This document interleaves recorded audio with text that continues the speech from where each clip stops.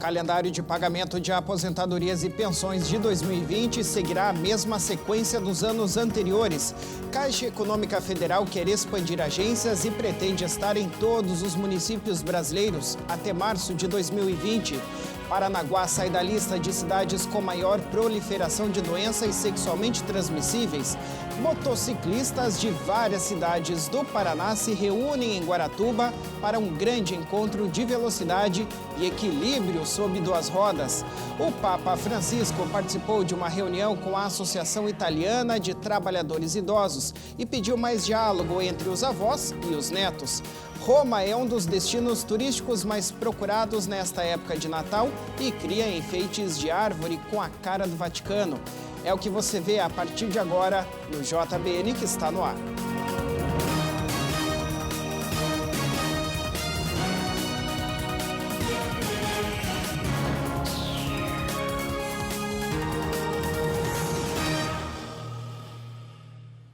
Olá, uma ótima noite para você. Hoje é terça-feira, dia 17 de dezembro de 2019. Muito obrigado a você que nos acompanha de norte a sul do Brasil.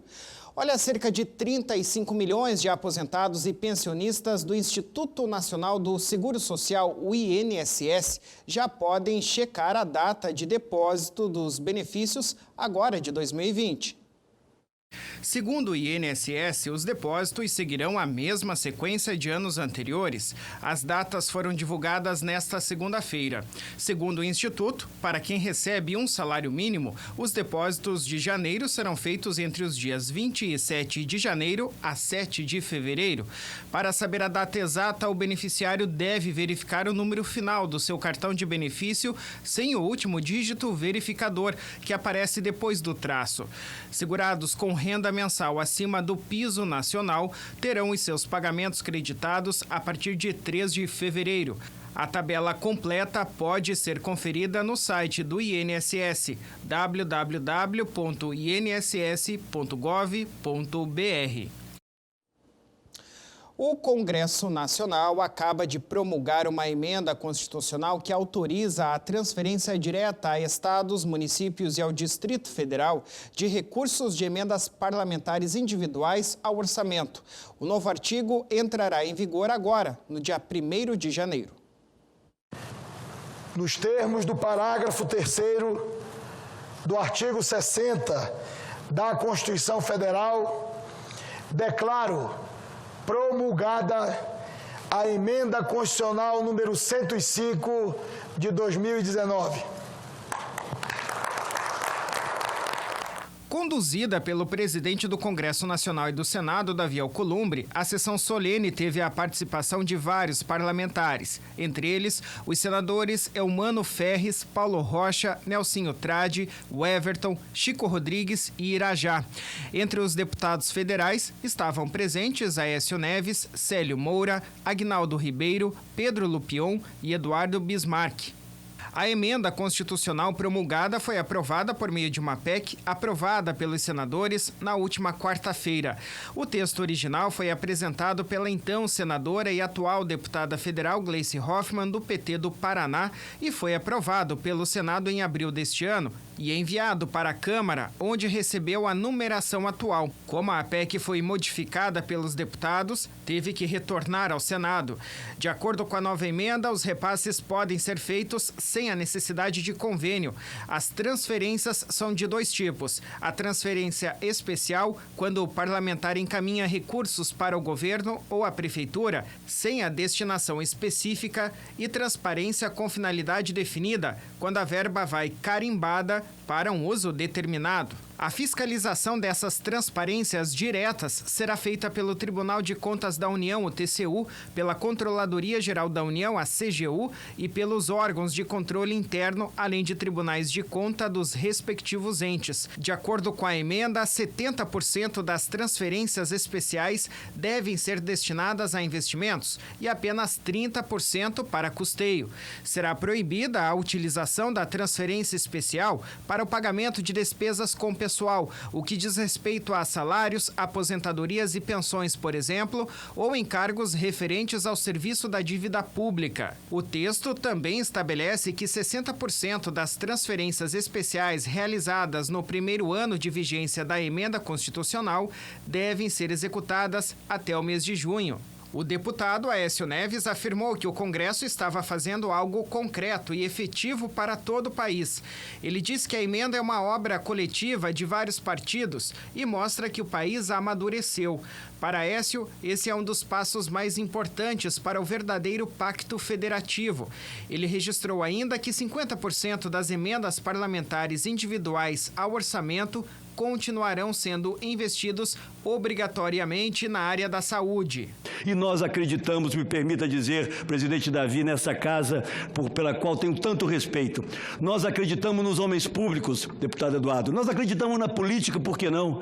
Essa tão combatida política, porque é a sensibilidade dos representantes da sociedade brasileira que permitirão, através dessa emenda, que os recursos públicos possam chegar, não apenas às grandes, mas às médias e pequenas comunidades desse país, para melhorar a qualidade do atendimento da saúde, para melhorar a qualidade da educação, para fazer obras de infraestrutura, gerando empregos para essa imensa parcela da população. O senador Irajá disse que a medida vai beneficiar todos os municípios brasileiros ao desburocratizar, portanto, e agilizar também a liberação dos recursos para todas as cidades do país, simplificando então o dia a dia dos municípios. Quero aqui registrar também meus cumprimentos ao deputado Aécio Neves por ter sido relator e ter sido muito brilhante, muito hábil na sua aprovação lá na Câmara dos Deputados e posteriormente terem devolvido aqui para que o Senado pudesse referendar a aprovação dessa medida importante, que vai desburocratizar, que vai agilizar a liberação de recursos em todos os municípios do país,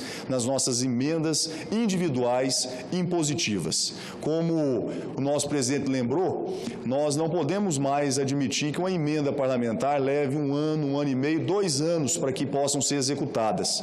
As pessoas não podem esperar tanto tempo. E com essa medida, a possibilidade de encaminhar via Fundo de Participação dos Municípios e também através do FPE dos Estados, nós vamos dar muita celeridade na liberação desses recursos e na execução dessas obras importantes para o nosso país e para os nossos municípios. Para o senador Chico Rodrigues, a promulgação demonstra o amadurecimento da democracia brasileira.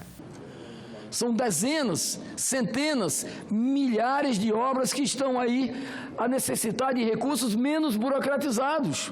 Eu fazia um cálculo rápido aqui, na ponta do lápis, e verificava que dos 513 deputados federais e os 81 senadores, com as emendas impositivas, emendas individuais impositivas, dá um volume de recurso de quase 9 bilhões de reais, que sairão dos corredores sinuosos da burocracia e passarão diretamente à aplicação nos estados, nos municípios e no Distrito Federal.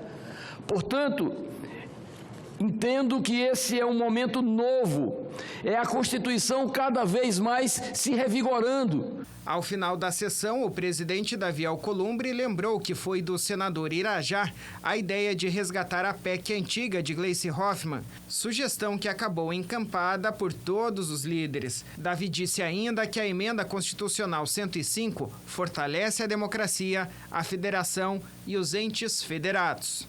É o prefeito e o cidadão, e a solução do problema das pessoas está na política.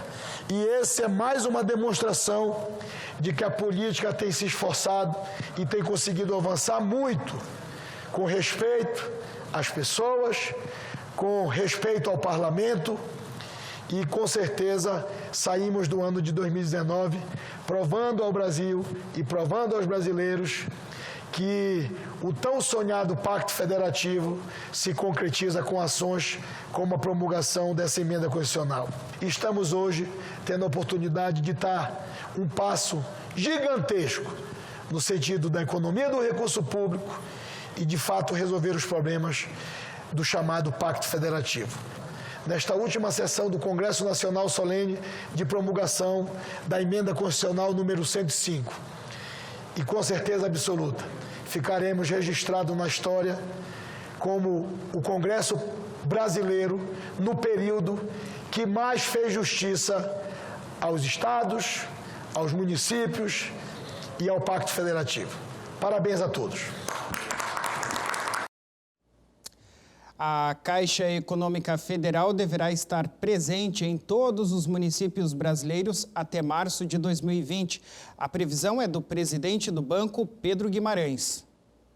Do total de 5.570 municípios no país, a Caixa atende 5.415, cobrindo, portanto, 97,2% das cidades brasileiras. Segundo Pedro Guimarães, o banco está naquelas regiões que, basicamente, ninguém está, e isso gera uma vantagem competitiva muito grande à Caixa. Ele ressaltou que o banco tem ganhado mercado com a redução dos juros do crédito imobiliário e com a nova linha de empréstimo para a compra da casa própria, com redução pelo Índice Nacional de Preços ao Consumidor Amplo, o IPCA. Além de ser responsável por 70% do crédito imobiliário do país, o banco também se destaca pelas políticas públicas. De acordo com a presidência do banco, os pagamentos do Fundo de Garantia do Tempo de Serviço, FGTS, feitos pela Caixa, são um exemplo. Para o presidente da Caixa Econômica, é preciso destacar o trabalho de inclusão social promovido também pelo banco. A Caixa contratou 2.800 pessoas com deficiência somente este ano. De acordo com Guimarães, a legislação determina que 5% dos empregados sejam pessoas com deficiência. Mas antes dessa medida, o banco só tinha 1,5% do pessoal. A Caixa Econômica Federal é ainda uma das grandes patrocinadoras do esporte paralímpico, mas, por outro lado, deixou de patrocinar grandes times de futebol. E tem um porquê. Segundo o presidente do banco, o Flamengo era um desses times, só que no ponto de vista da presidência, o time não precisava desta ajuda. Quem precisa, de fato, de acordo com ele, são as populações carentes e as que têm algum tipo de deficiência. Veja depois do intervalo, notícia positiva para Paranaguá, no litoral do Paraná. Depois de estar nos rankings dos municípios brasileiros com mais casos de doenças sexualmente transmissíveis, o município baixa os índices e sai, portanto, da lista. Nós já voltamos.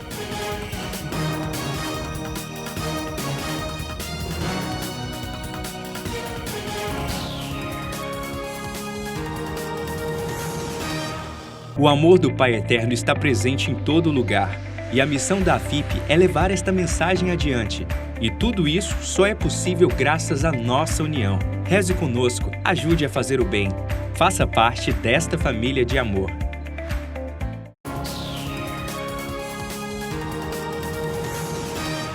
Muito bem, estamos de volta com o JBN desta terça-feira. Obrigado mais uma vez pela sua audiência. Olha, uma boa notícia para Paranaguá, no litoral do Paraná. A cidade, que esteve nos últimos anos no topo do ranking dos municípios brasileiros com maior proliferação de doenças sexualmente transmissíveis, acaba de sair da lista com maior número de portadores de HIV. No entanto, segundo a prefeitura, a procura pelo diagnóstico tem sido baixa. Há 31 anos, no dia 27 de outubro de 1988, a Assembleia Geral da ONU e a Organização Mundial de Saúde instituíram o dia 1º de dezembro como Dia Mundial de Luta contra a AIDS. 5 anos após a descoberta do vírus causador da AIDS, o HIV, 65,7 mil pessoas já tinham sido diagnosticadas com o vírus e 38 mil já tinham falecido. Para marcar a data e relembrar as lutas e todas as conquistas na resposta global ao HIV, a Prefeitura de Paranaguá realizou uma série de ações de conscientização no terminal urbano. Todos os anos, nós fazemos esse movimento no Dia Mundial para que haja uma reflexão sobre a questão da epidemia da AIDS, não só aqui em Paranaguá, como uma questão em todo o litoral e no Brasil, Paraná, Então, nesse dia, a gente convoca a sociedade, para buscar informação. É importante estar repassando a informação que recebe, e também para fazer a testagem rápida, Ao longo da campanha, 197 testes rápidos foram realizados, um número abaixo da expectativa. efetiva. Nós consideramos um número baixo de exames realizados no dia. E isso vai refletir nos nossos índices o ano que vem. Então, como que a gente vai ver? Baixou a incidência de casos, né? Não é que baixou, é que as pessoas não estão procurando o serviço. E isso é muito negativo, porque daí nós temos uma realidade totalmente furada, né? Vamos falar, diminuiu o índice. Não é que diminuiu, é que as pessoas não estão procurando o serviço, não estão sabendo que estão infectadas e continuam passando, né, o vírus para frente. O teste rápido pode ser realizado aqui no Hospital João Paulo II ou em qualquer unidade de saúde em Paranaguá. Esse teste ele é simples, são 2 gotinhas de sangue, né? É feito a testagem já do HIV, do sífilis, da hepatite B e hepatite C, já aproveita e já faz todos os 4 exames e em 20 minutos tem o resultado. Caso o teste aponte como reagente, o paciente já tem a opção de iniciar imediatamente a medicação. Isso para controlar a carga viral, que se for indetectável, não haverá o risco de transmissão do vírus a outras pessoas. Atualmente, 75% das pessoas vivem com o vírus e conhecem seu estado sorológico. A meta é garantir que até 2020 esse número chegue a 90%, e desses, pelo menos 90% recebam tratamento. Então é importante fazer o resultado, ir no serviço, fazer todo o acompanhamento para que acabe essa cadeia de transmissão do vírus. Em Paranaguá houve uma diminuição no número de pessoas com HIV. Paranaguá já esteve no ranking entre as cidades com o maior número de infectados no Brasil. E hoje o município se encontra em 52º lugar no ranking nacional. O AIDS não tem cara, né? Acontece nas melhores famílias, pode acontecer com qualquer pessoa, de qualquer faixa etária, casado ou não, tá? Várias pacientes aqui, gestantes às vezes, que vêm fazer um pré-natal, acabam descobrindo, né, que tem o HIV, que tem um parceiro só, ou pessoas de vários parceiros, adolescentes, gente de idade. Então, assim, a gente não tem mais essa história de grupo de risco como era antigamente, né? Pode acontecer com qualquer pessoa, desde que ela tenha relação sem camisinha. A melhor técnica de evitar a AIDS é a prevenção combinada, que consiste no uso simultâneo de diferentes abordagens de prevenção aplicadas em diversos níveis. Olha, em Guaratuba, no litoral do Paraná, o final de semana foi de festa sob 2 rodas, viu? A cidade recebeu a 6ª edição do Guaramotos, que reuniu motociclistas de várias cidades do Paraná. Equilíbrio. O ronco dos motores pôde ser ouvido de longe. No encontro, motoqueiros de várias cidades do estado movimentaram Guaratuba durante 4 dias. Nos palcos, pilotos profissionais e amadores exibiram equilíbrio e técnica nas pistas virtual e real. Esse corajoso aí acelerou, sem sair do lugar e sem dó. Entre uma troca de marcha e outra, a velocidade ia subindo e chegou a 355 km/h. Moto, barulho e velocidade. No Guaramotos, os apaixonados pelo estilo de vida sobre 2 rodas marcaram presença durante todos os dias da exposição. O movimento dos motoclubes fomentou o comércio local. O espaço do Centro de Eventos de Guaratuba ficou lotado de fãs do motociclismo.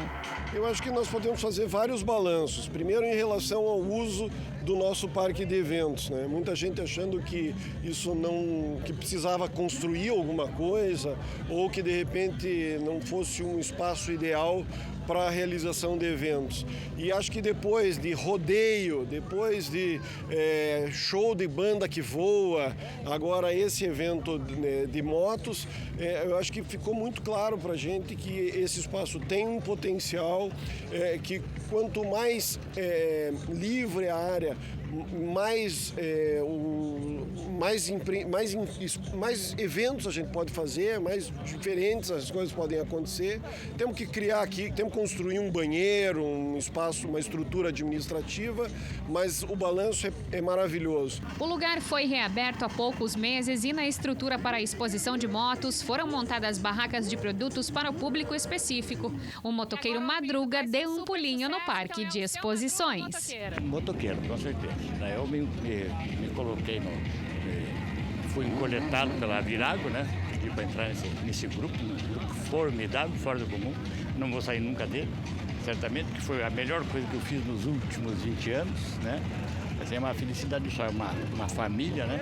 E estou vivendo a vida. Segundo a organização do evento, mais de 500 pessoas de motoclubes prestigiaram as apresentações. A ideia para 2020 é melhorar a infraestrutura do lugar para atrair mais adeptos. A cidade está cheia e é um evento que eu tenho certeza que vem para ficar e vem para ser cada vez maior. O evento teve apoio da Federação Paranaense de Motociclismo do Paraná. E sempre dando apoio nas ações sociais para os motoclubes da cidade, principalmente.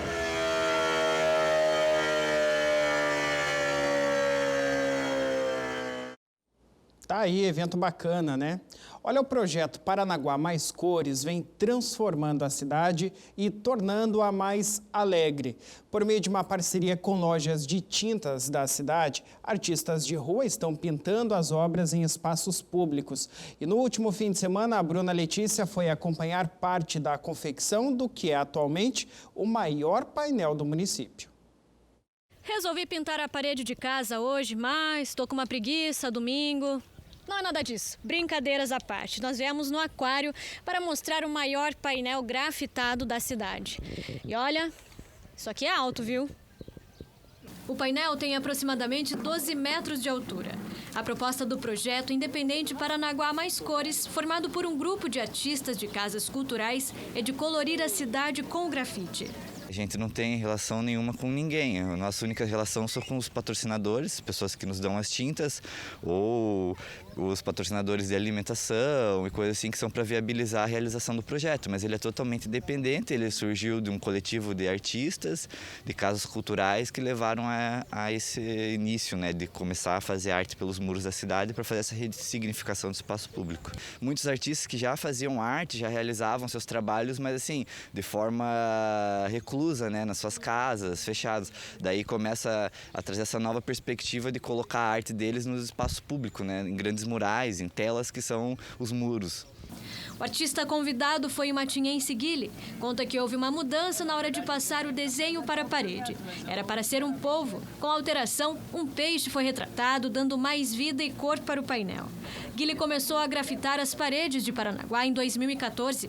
Estava há alguns meses sem praticar a arte. E voltar já com um painel grande desse é motivo para comemorar. E, na verdade, eles que me colocaram na ativa de novo agora. Eu tava um bom tempo sem pintar. Esse ano acho que eu fiz 1 ou 2 grafites só. E daí fechei o ano com esse grafite grande aí, né? Como que é voltar ativa? Ah, é muito bom voltar ativa e pintar um paredão desse, né? Acho que é o sonho de todo grafiteiro, é fazer uma arte grande, né? De 10 metros, assim. Eu já fiz uma que dava mais ou menos a metade dessa, assim. Dava 4 metros, assim, só. Essa daí tem 10 ou 12 metros de altura, né? Então é mais desafiador, você passa o dia inteiro pendurado no andaime ali e tal, mas vale a pena. Tem medo de cair dali, não? Não, não tenho medo de cair ali. Acho que a ansiedade e a satisfação de ver o trabalho não deixa eu ter medo, eu ficar olhando para essas coisas assim, sabe?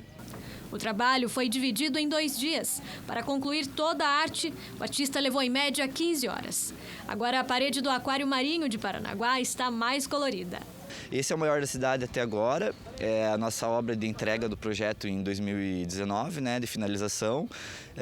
A gente fez mais de 20 painéis no final do ano, assim, então esse é um encerramento assim com chave de ouro, né, com o maior painel, o mais alto da cidade e talvez o maior da cidade.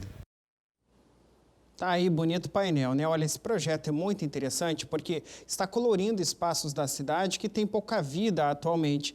Além de você incentivar essa prática de arte entre os artistas grafiteiros da região, você também cria cenários. Muitas pessoas procuram esses painéis para fazer uma fotografia e acabam divulgando também a cidade, né? Turistas, inclusive os que vieram de fora agora no navio de turismo europeu que desembarcou no Porto de Paranaguá nesse final de semana também utilizaram desses painéis aí para poder registrar a sua passagem pela cidade. Um exemplo que pode e deve ser replicado aí em todo o país.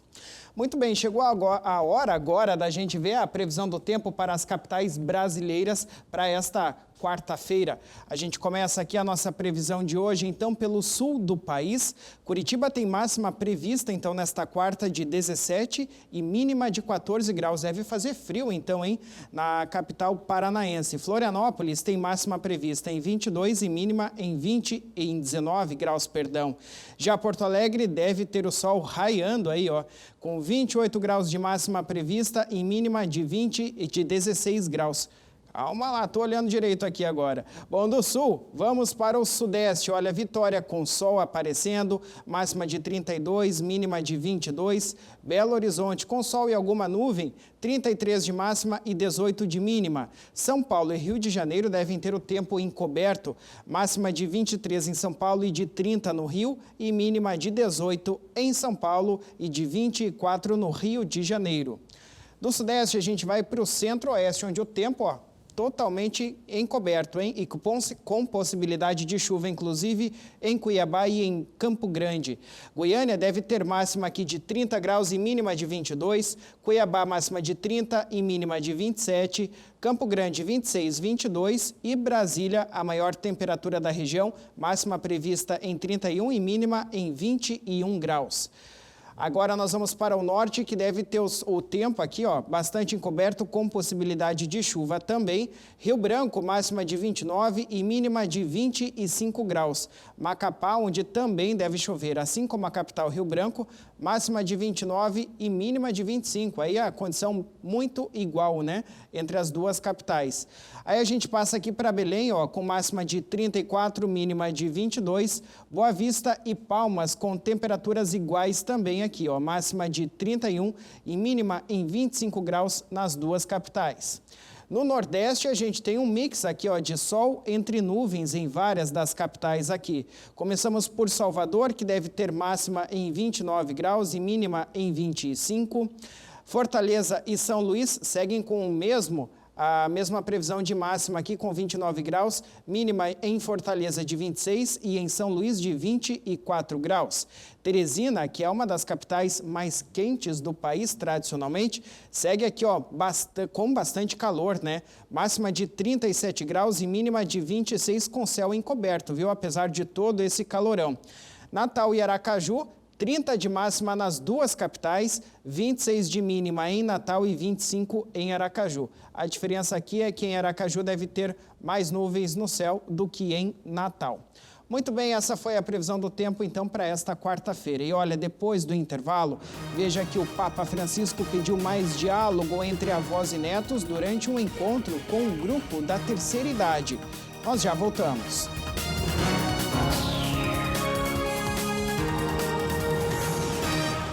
O amor do Pai Eterno está presente em todo lugar, e a missão da FIP é levar esta mensagem adiante.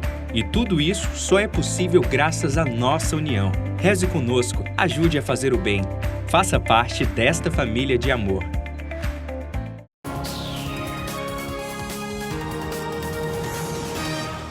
Muito bem, estamos de volta com o JBN desta terça-feira. Obrigado mais uma vez a você que nos acompanha de norte a sul do país. O Papa Francisco participou ontem de uma reunião com a Associação Italiana de Trabalhadores Idosos, que acaba de completar 70 anos. E o Santo Padre também pediu mais diálogo entre avós e netos.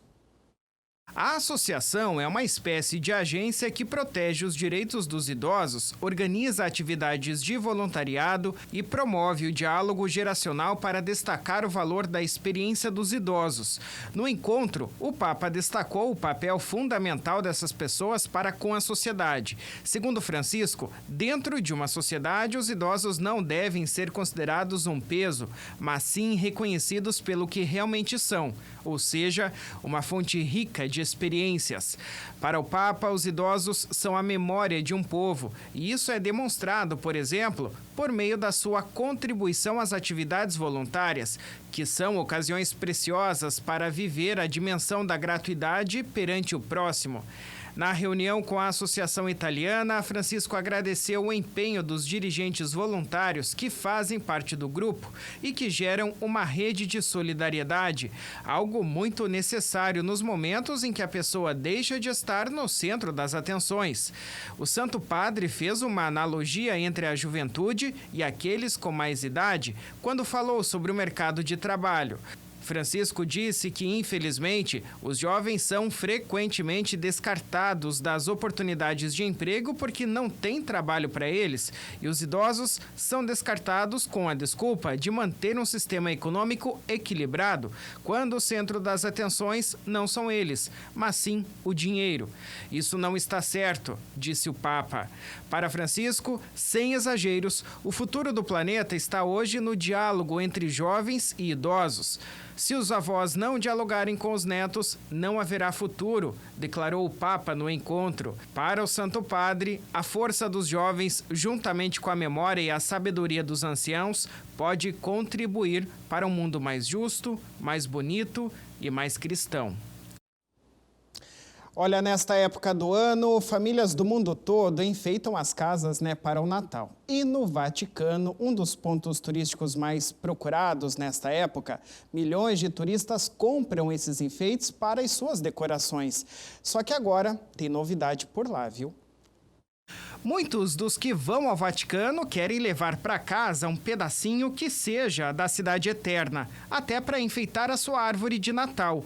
Exemplos são La Bocca della Verità, a imagem esculpida em mármore, ou o Coliseu, a Fonte di Trevi, os gladiadores romanos ou mesmo a Praça de São Pedro.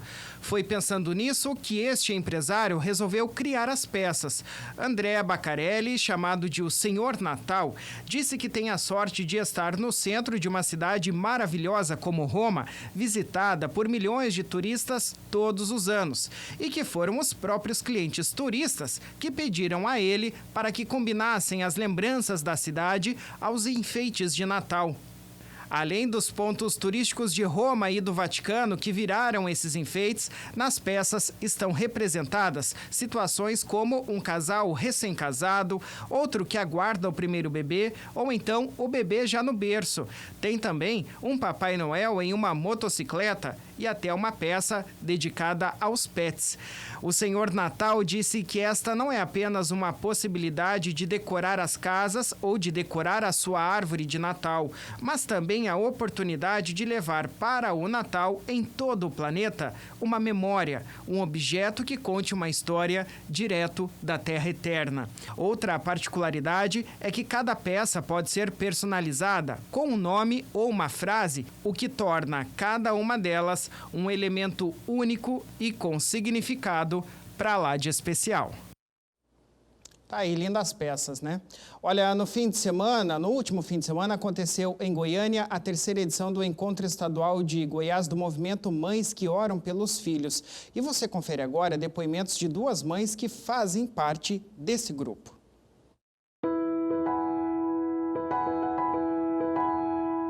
Cuidar de um filho é uma missão única, repleta de momentos de alegria e amor. Mas a jornada também não é fácil.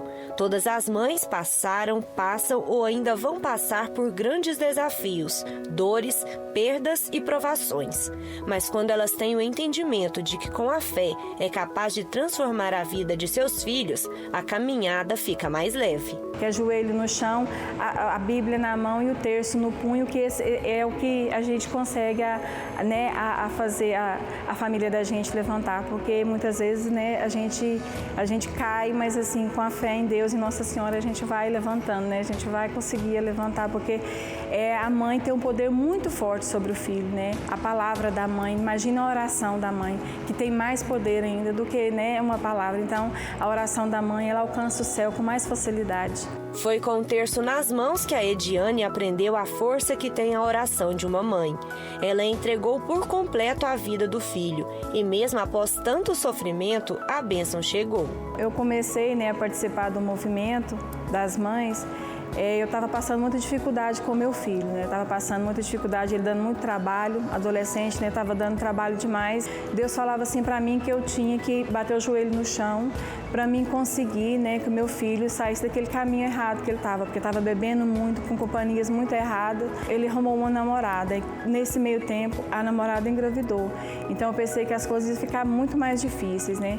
Mas aí, graças a Deus, ele teve, né, a filhinha dele, graças a Deus ele teve uma transformação muito grande. Essa filha veio realmente para mudar, né, a vida dele. E assim, eu louvo e agradeço a Deus porque ele realmente foi transformado. Ela é amiga da Adriane e as duas participam juntas do movimento Mães que Oram pelos Filhos. Foi por meio do grupo que aprenderam a enxergar que quando uma mulher dá à luz a um filho, assume o encargo de cuidar, consolar, de estar disposta a chorar com ele, celebrar as alegrias, de superar as dores e perdoar os erros. É muito bom, né? A gente, quando você busca um movimento dentro da igreja, é bom porque você não está sozinho em casa fazendo suas orações sozinha, né? Chega até Deus, o seu pedido, a sua oração, mas quando tem mais gente, você uma para a outra, né? Então, se tem uma que está sofrendo, então tem mais ali para poder te dar apoio, né? Te dar, conversar. E se uma receber uma graça, todo mundo vai ficar alegre, né? E quando você está dentro do movimento é melhor. Eu acho assim que você fica, parece que busca mais e você fica mais perto, mais próximo um pouco, né, do pai. A Adriene também enfrentou momentos bem difíceis com 2 dos 3 filhos que tem. Em um dos relatos, ela se emociona. Quando ele estava aqui em Goiânia, ele ficou o dia todo aqui. E o nosso encontro começa às 6 horas da tarde. E aí, quando a gente começou a fazer a adoração do Santíssimo, eu comecei a sentir muito forte no meu coração e eu senti assim, momentos que via uma dor muito grande no coração, um aperto muito grande. Tinha Santa Missa, a gente começou a Santa Missa. Nesse momento que a gente começou a Santa Missa, enquanto estava preparando, ele me ligou. Ele falou assim, mamãe, eu estava indo embora e ele disse que não sabe se foi o caminhão da frente ou se foi o caminhão passou e um carro logo depois veio, soltou do pneu do caminhão. Não é que o pneu soltou, solta aquelas lascas do pneu. Aquilo soltou e veio, né, pro rumo do carro. Nesse momento, ele disse que pensou que, né, ele não ia conseguir. Aquilo bateu no carro, ele começou a perder o controle, mas ele deu conta, né, freou e o carro furou o tanque. Quando ele falou, eu só ajoelhei e falei, Senhor, é a graça que eu recebi, o Senhor me devolveu meu filho. E foi aí que teve a confirmação de suas orações. Apesar de que ela conhecia o poder do Pai Eterno, porque antes passou por uma situação complicada com outro filho. O Marcos Vinícius, quando ele sofreu esse acidente, que ele foi pro Hugo, eu só pensava, quando me ligaram, falou que ele tinha sofrido um acidente e que ele tinha quebrado a perna. E aí eu peguei já de imediato um terço, né? Meu marido, nós estávamos na fazenda e quando falou que tinha chamado o SAMU, eu senti que era um acidente mais grave. Com ele eu fiquei no hospital 8 dias. E todos os dias eu fazia as orações, né? Pedia. E ele, assim que ele se recuperou, ele passou pela cirurgia, então da cabeça deu traumatismo craniano, mas ele falou que ele não precisava fazer nenhuma cirurgia na cabeça. E hoje ele não bebe. Ele não bebe, ele não vai... Transformou. Eu falo que ele virou outra pessoa. Então, ele, também foi um milagre, né? Foi um milagre de Nossa Senhora.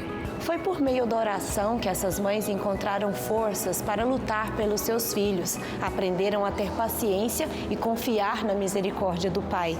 E hoje elas testemunham esse amor. Começar é fácil, difícil é perseverar. E esses testemunhos mostram que a maior influência que uma mãe pode exercer na vida dos filhos é por meio da oração.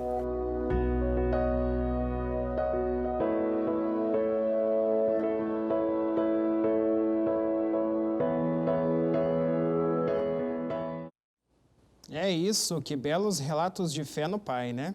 Bom, a nossa edição de hoje está terminando, mas antes de irmos embora, eu quero deixar os nossos contatos para que você sugira alguma reportagem aqui para o JBN ou então tenha mais informações de como se filiar à família de amor do Pai Eterno. O nosso telefone é o DDD 62 3506 9800, DDD 62 3506 9800.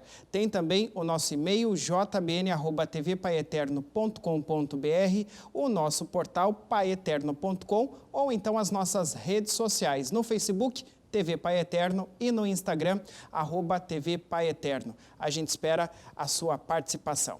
Muito bem, essas foram as informações de hoje aqui do JBN. Muito obrigado pela sua audiência. Você fica agora com a sessão Ágape de Cinema, hoje com o filme Marcelino Pão e Vinho. Nós nos vemos de novo amanhã às 8h45, depois da série especial do Papa. Muito obrigado pela sua audiência e até lá.